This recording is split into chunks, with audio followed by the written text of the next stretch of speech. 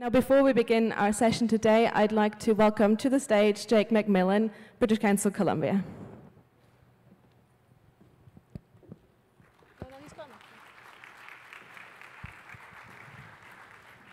So just some very brief words from me, but a good morning to everyone, and again, echoing this warm welcome to our second day. It's been fantastic for me to have the opportunity to meet so many people from Brazil, Chile, Cuba, Mexico, Colombia, and I think we had 18 nationalities here. And I hope everyone is taking advantage to make these connections and enjoy and see the similarities and the opportunities for collaboration across the region. So today I've been asked to introduce some of the work we're doing in the future of English, and we've seen outside the information future of English global perspectives. But today we wanted to start with a short video where we've invited some key voices around the region to talk about the future of English from a regional perspective. So where do we see the future of English in Latin America? So we've got 4 voices today they're going to share with us in a short video about some different projects going on in the region. But before we start that, I'm going to ask for a little bit of audience participation to get the video started. Okay, so we're going to go all together. Lights. Light, camera, action. Over to the video.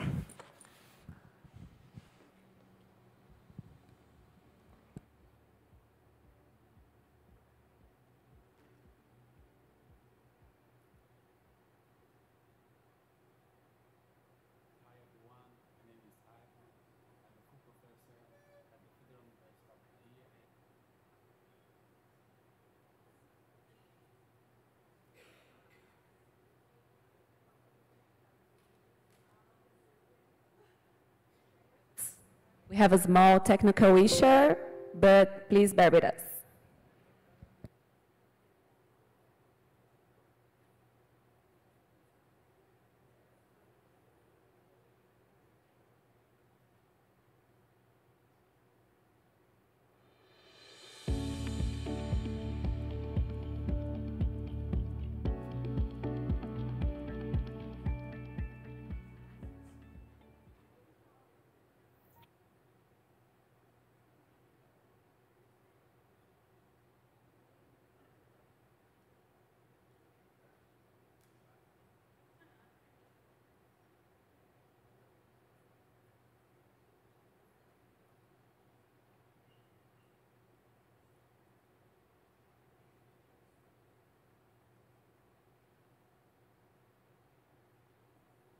Just while we're waiting, I want to point you towards a networking session that we will have today after lunch. So don't run away later. After lunch, come back at 1:30 to the auditorium, where we will have some fun activities planned out for you. So they'll definitely be worth your while, and you'll be able to connect a little bit with fellow conference attendees.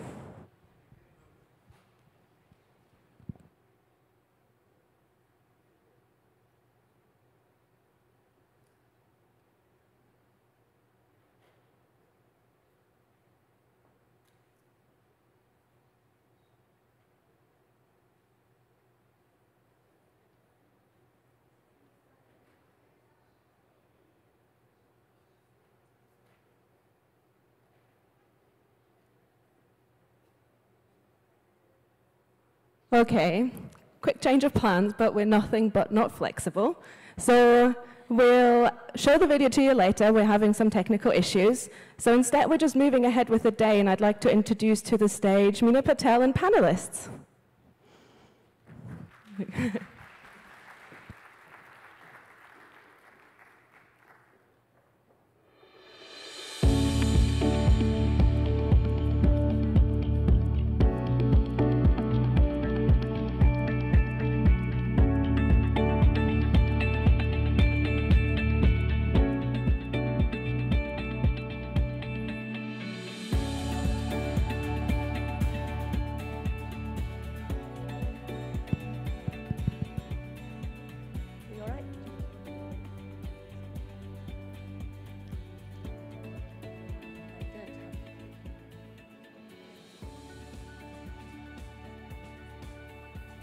Good morning, ladies and gentlemen. Oh, we had this yesterday. Shall we try again? Good morning, ladies and gentlemen. How are you? All righty, so today we have a very exciting panel for you. And I have to thank my colleagues at the Assessment Research Group and Global Assessments at the British Council because they put this together pretty quickly for you. The panel is called What Makes a Good English Language Test? And my panelists are, in no particular order, but starting on my right, Sheryl Cooke, Carolyn Westbrook, Gemma Bellhouse, and Mariano Felice.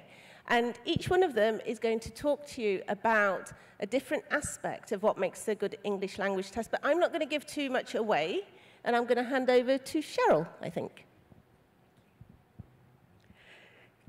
Good morning, everyone. Thank you. Which is the go forward? This one, okay. Good morning. As Mina mentioned, we put together a panel discussion, and really it's continuing the discussion and bringing you very much into the discussion. So we'd like to hear some of your ideas about what makes a good test. So it's very much continuing the discussion that started yesterday and will continue for many years into the future, I expect. When we were talking about what makes a good test, I think the key point that came up was that it needs to be fit for purpose. So a good test is not innately good. The goodness of a test doesn't only reside in the test itself. It depends on what the test is going to be used for. Depending on the context, a test can be, the same test can be very good, or it can be very bad. So just a few key sort of words and questions that we ask, whether it's when we're developing a test or when we're selecting a test to use in our classrooms or for various different purposes. The first one is around what, and this came up during discussions yesterday and during various presentations. And it's what ability are we trying to measure? What is the construct? What skills are we trying to assess? Another question is around who. Of course, who are the test takers? What are their characteristics? I saw a young learner presentation yesterday where the characteristics of the test takers and what they're interested in, what they can cognitively deal with at a particular age becomes really important in terms of test design and test selection. But who is also very much about who is going to be using the test scores. Is it for test admissions officers to interpret? Is it for parents to understand the scores that come out of a particular test? Of course, another key question is around why we want to test in the first place. Again, perhaps it's for university admission to make sure that people have the language skills that they can cope with academic study in a different language. It might be to select in a recruitment exercise as well. And all of these together should bring us to the question of how to test. Each of these different questions will inform the test that we select and the test that we develop. What tasks are we going to be using? What sort of scoring model? Various different questions about how to go about testing these things. So this is just to provide you with a little bit of context and for the discussion. And we are going to sort of break and come at the discussion from 4 different perspectives. So Carolyn will be discussing how item writing contributes to a good test. My colleague Gemma will be discussing the importance of quality assurance for a good test. I'll bring in a little bit about assessment criteria and good tests. And Mariano, as you can expect, will be talking about how technology can contribute to good testing. So without further ado, I'd like to pass you over to my colleague Carolyn Westbrook. Thanks. Morning, everybody. So I work, as you know, in the British Council. I work in the assessment research group. So I do test development research, so I'm involved in developing tests and I'm involved in the validation of tests. So I'm going to look at this from the perspective of item writing, and I've broken it down into sort of 3 areas which kind of hopefully lead into each other. So the first part is about using sound theoretical frameworks or standards, then developing specifications, which hopefully leads us to writing good items, good reliable items. So in terms of using a sound theoretical framework or using standards, we need to think about what descriptors are appropriate for our learners, first of all. And we can use documents like the CEFR or the recently published CEFR companion volume, which in both cases have lots of different scales for describing learner performance across 4 modes of communication, that is reception, production, interaction, and mediation. And within those different scales, as I say, we have different levels of performance, so we can see what do we expect a learner to do or to be able to do at A1 or A2, and so on. Now, if we combine those descriptors with more theoretical models of cognitive abilities, such as Field 2013 looks at models of cognitive abilities required for listening. Khalifa and Weir in 2009 developed a model of reading, so they look at the different cognitive abilities that you need to be able to read at different levels. Then we can start to think about what it is we want to test our students on. What should they be able to do? What levels of cognitive ability can we expect? And then we can start to put together our specifications. So we can identify our constructs. That might be, for example, reading for orientation or reading for gist, if you like. Or it might be reading for information and argument. It might be listening for specific information. It could be, if it's a productive task, you might be testing interaction, maybe in a paired speaking task. Or you might test, for example, mediation in an academic essay. So once we've identified our construct, then we can think about how we're going to assess that. Are we going to test the skill as a receptive skill only, as a discrete skill, as a productive skill, or do we want to integrate our tasks? And all of this information should be in the specifications. Similarly, the specifications will tell us about other constraints, such as the length of the input text, the length of the output text, how long do the students have, what variety of task types should they have in each test.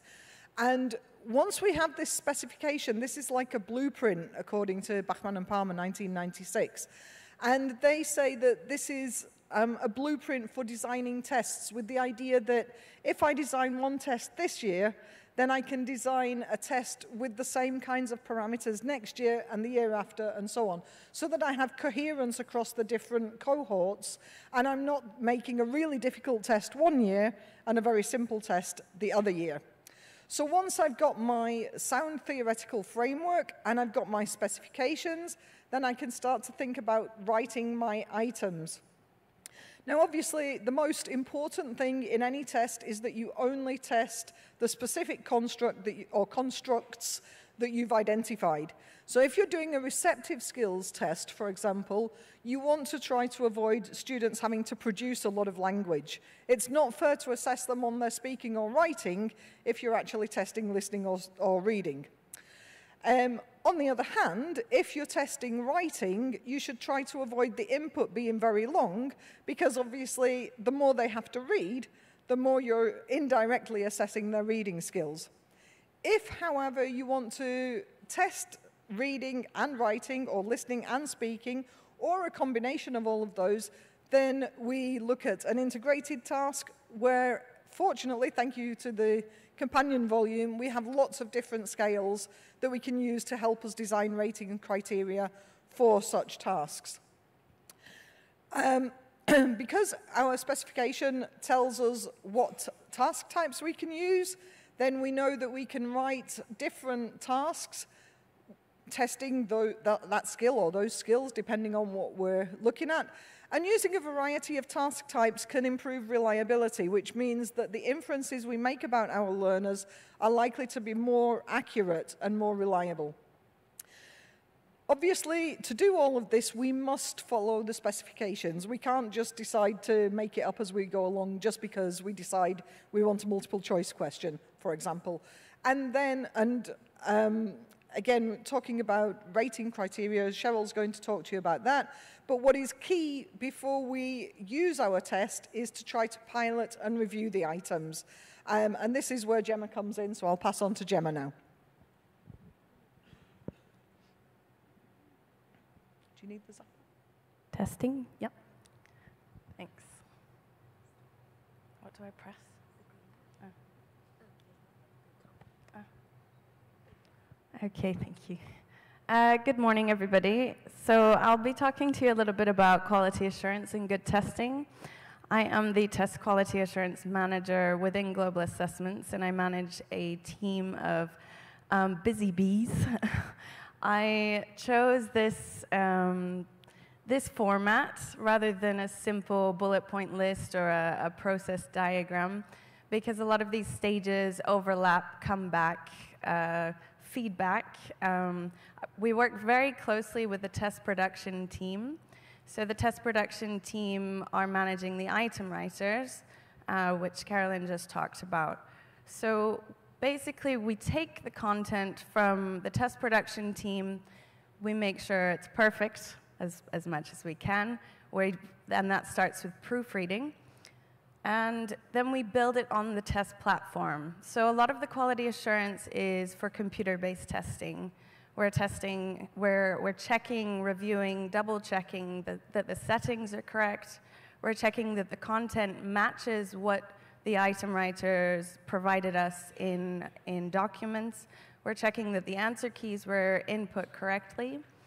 And all of that needs to be double-checked thoroughly before we can, as Carolyn handed over to me, before we can test trial or pre-test the items with actual candidates who are motivated to take the test, and then we will analyze that data. So data analysis also falls into my team, and we work also with members of ARG on research projects and data analysis. But we are looking at the data to make sure the items are fit for purpose. But that data analysis and that data collection doesn't end there. It can also continue after the items are put into a test and made live for actual candidates. So again, it feeds back and continues. So some of this data can actually show us, even after pre-testing, that potentially the items weren't working as perfectly as we wanted. That analysis and that information can then also be fed back to the test production team, the item writers, to just continue increasing the quality. So quality assurance just goes right through the process, back and forth again. My team's also manages a lot of the EDI processes. So if you came to my workshop or presentation, you're already familiar with my policies. So my team likes to put our processes and our ideas into nice formats, nice policies, and I also, right now, actually, I'm polishing up a test security and malpractice policy, and this has to work across the team. And of course, with AI and we talked about this yesterday a bit, there's more cheating, there's more ways to cheat, and we have to make sure that our tests are also rotated on the platform and that we can ensure that the test candidates are not cheating. So that also falls to my team. I think I hit all of those, so I can hand over to you. Yes, Sheryl.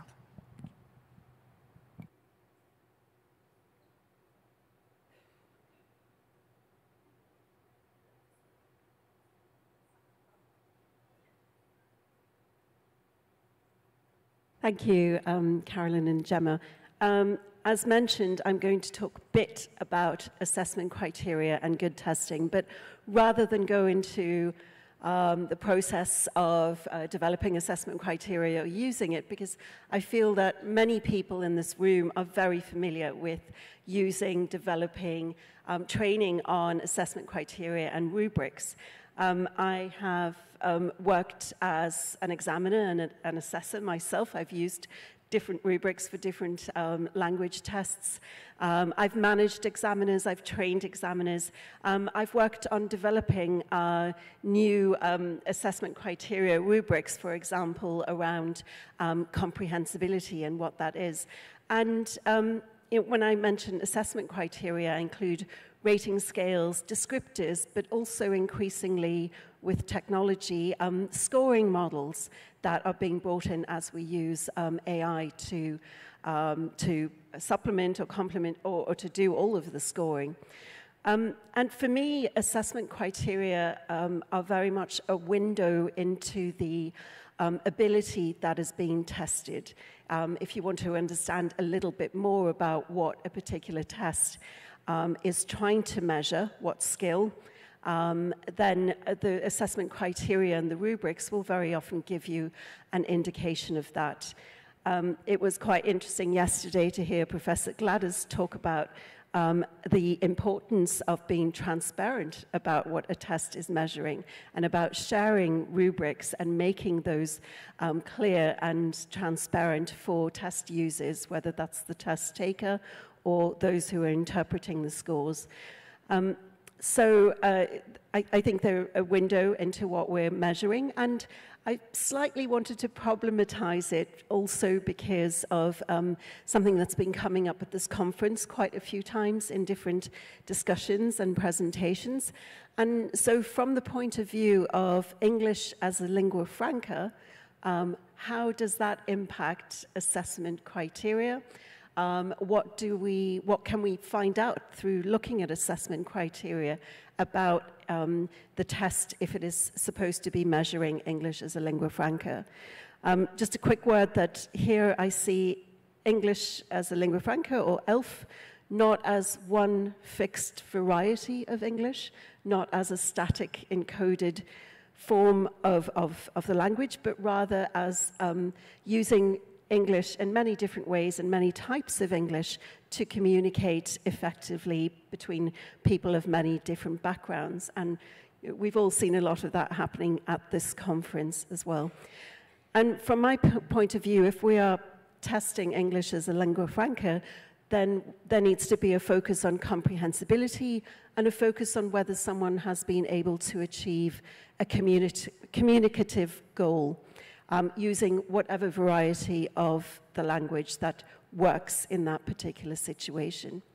So I just want to leave you with a few questions for thought about if we're taking this English as a lingua franca perspective, what might we ask about the assessment criteria and the score models in a particular test?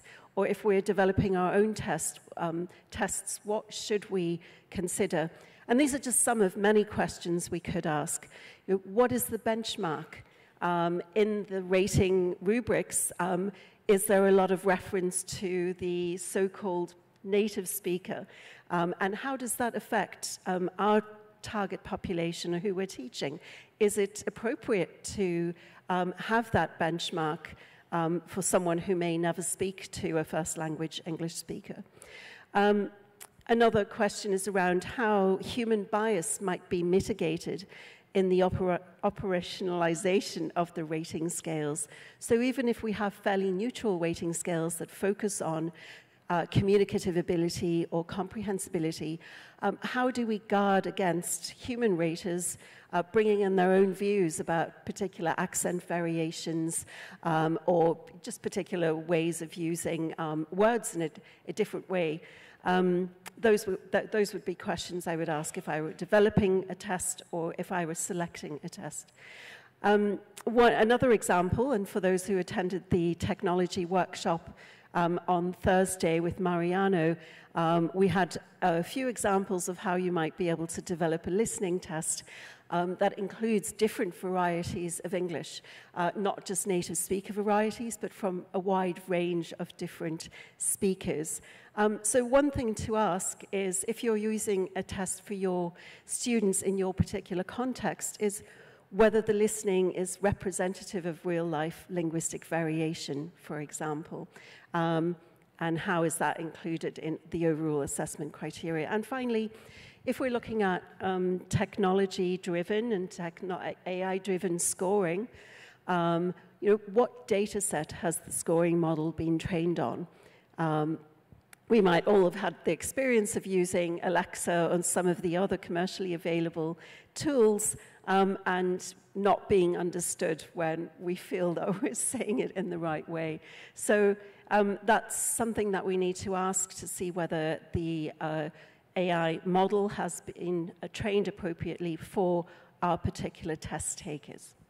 And that's just food for thought, really, before I pass on to Mariano. And of course, we'd like to hear your views afterwards.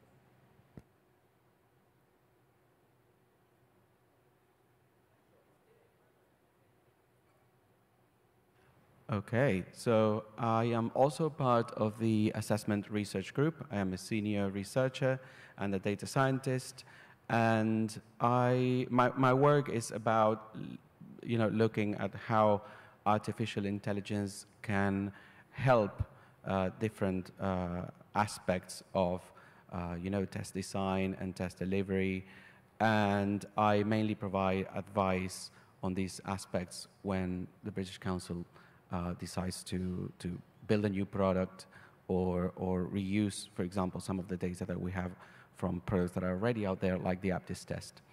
So, as you can imagine, I'm an advocate of technology, and when I say technology, I don't necessarily mean AI.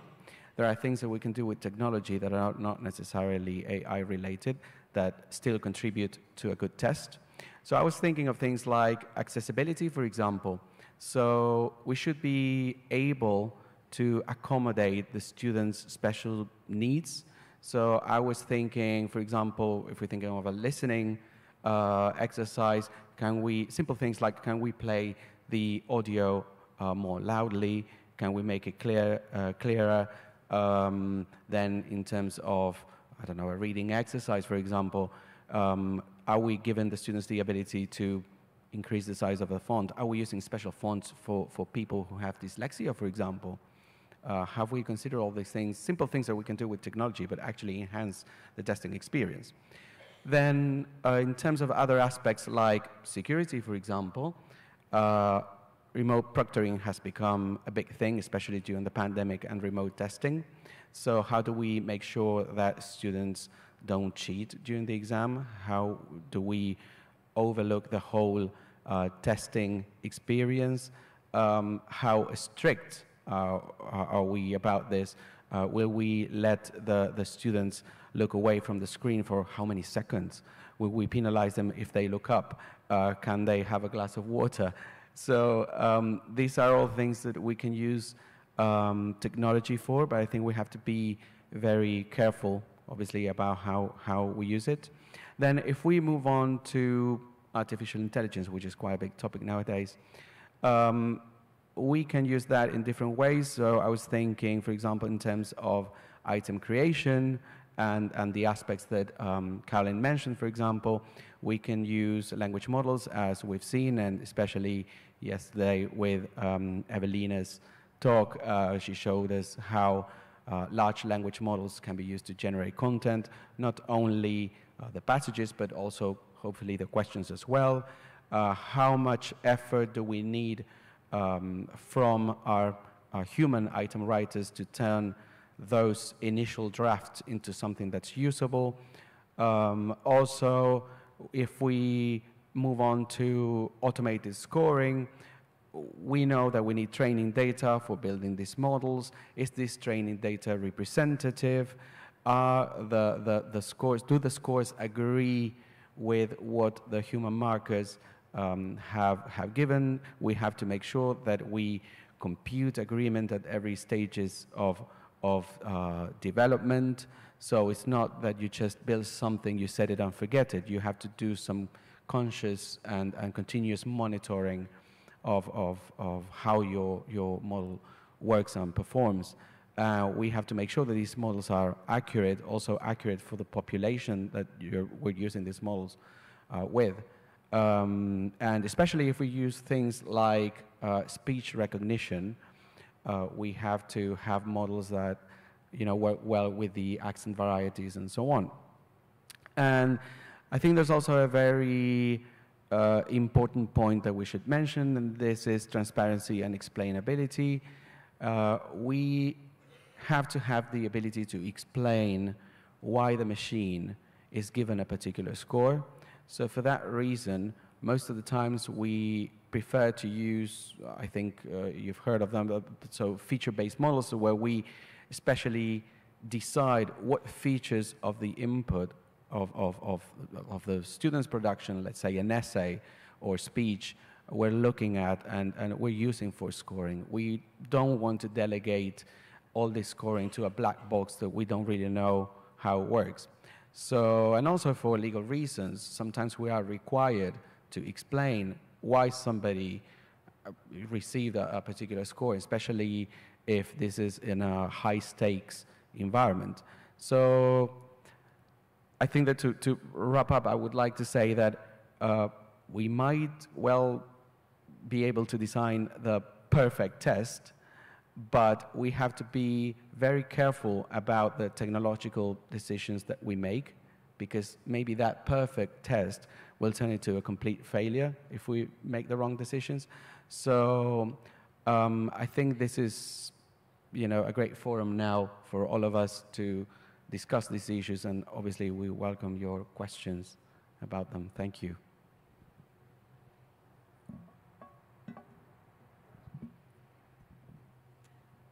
Thank you very much, lovely panelists. So in a very short time, I think Sheryl, Carolyn, Gemma, and Mariano have managed to summarize really complex processes and thinking that goes behind designing a test.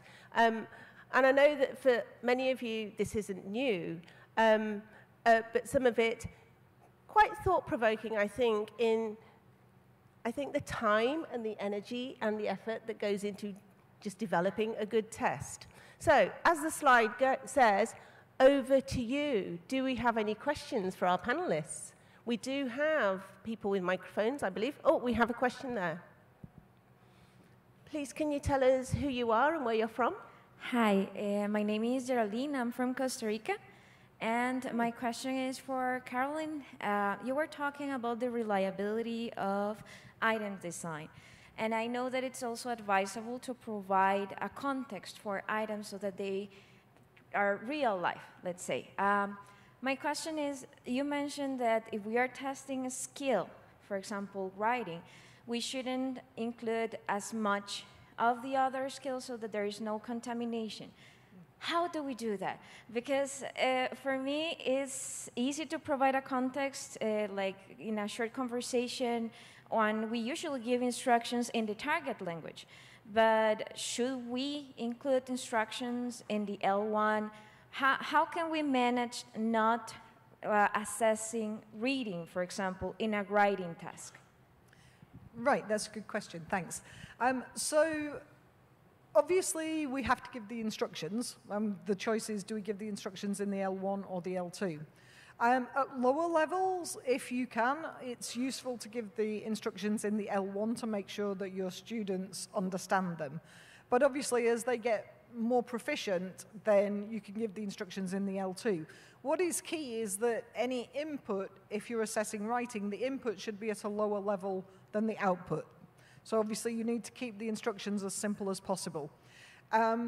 But what I was talking about in terms of avoiding too much input is, like, sometimes you see writing tests where somebody has to write an email, for example, to confirm, for example, flight details. So you're arranging a trip for a colleague, and you're sending them an email to confirm their flight details, their hotel details, their pickup details, and all of these things.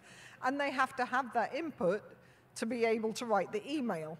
But actually, they have to read an awful lot of input to say, okay, when's the flight?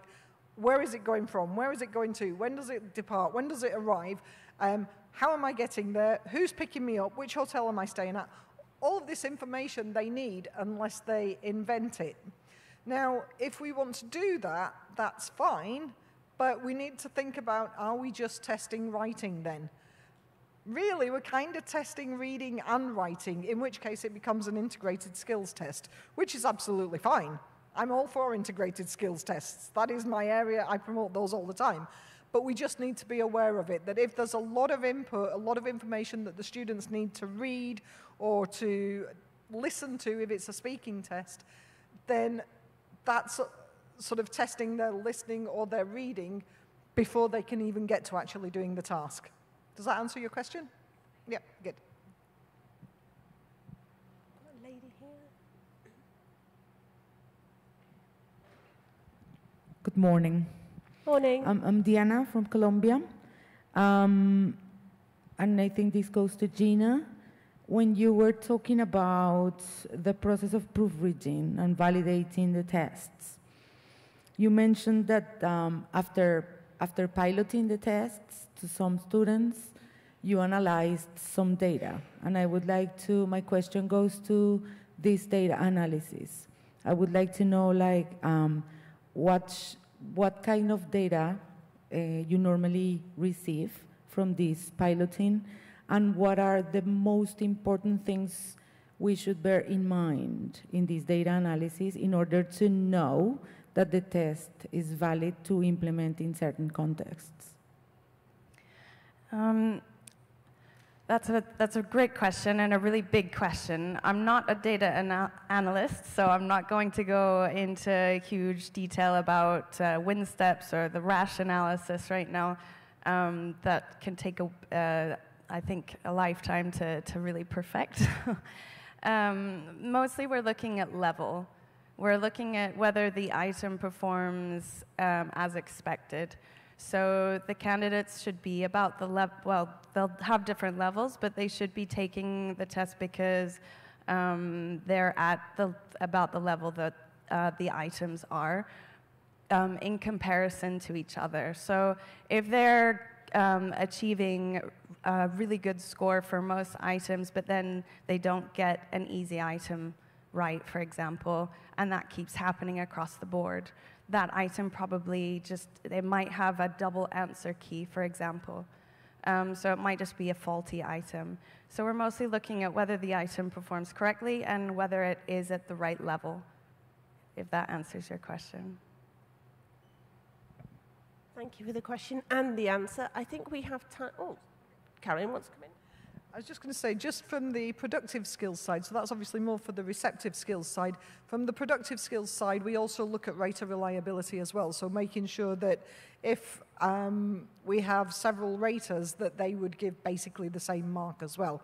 So it's not just how difficult is the item, but is it, if it's being marked as a productive skills test, would I give the same score as you would as well? Brilliant, thank you. I think we have time for one more question, just a quickie if anybody has one. Going once. Oh, there's a question there, you got in there, well done. Pretty cool. Somebody's coming with a microphone, hang on. Oh, hi, my name's Denise. My question is about the reliability of tests when we are trying to accommodate our staff level of English. So when we decide to work with a standardized test as just a CEFR reference, just to sort them out in A1, A2, B1, whatever, how do you feel this? Is it worthy do you think we should rely on the results? Who would like to take that? Do we want... Can I just check that I've understood the question? So you're saying when you, as for example, as a teacher, use a standardized test, can you rely on the results? Actually, we test our staff, so then we can assign them posts. So I need to know your level of English. I cannot have personalized tasks. I cannot tailor them to each one of our staff. So we use standardized tasks. My question is, are they reliable enough? That's a really good question. There are lots of standardized tests which publish their reliability. So we have, for example, a report that we publish that looks at the items and it tells you, as a test user, about how reliable the test is. What you need to do is think about, again, going back to what I was saying about the construct, is the construct the right construct for you to make the decision using that test? So it's not just how reliable they are, but is it actually testing what you need the test to be testing?